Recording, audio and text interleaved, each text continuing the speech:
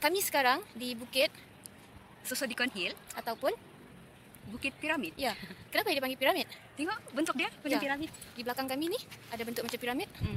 Ya. So kami tak tahu macam mana nak pergi arah ke sana. Kami ikut Sosodikon ni saja. So tak susah, dalam 10 hingga 20 minit saja. Tapi view dia sangat cantik.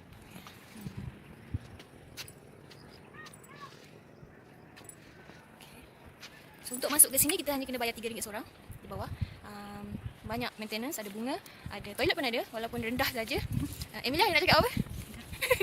Ini adalah bukit kami yang kedua selepas bukit Bukit apa? Maragang. Ya, Maragang Hill. Ya, kami Maragang Hill selama berapa minit? 1 jam lebih. Ya, 1 jam lebih untuk naik saja dan kami turun semula dalam lebih cepatlah 1 jam. So total dalam 2 jam setengah. Ya. Kan? 2 jam setengah. Okay. So ni bukit kami yang kedua. Okay. Dah dapat view cantik. Okay.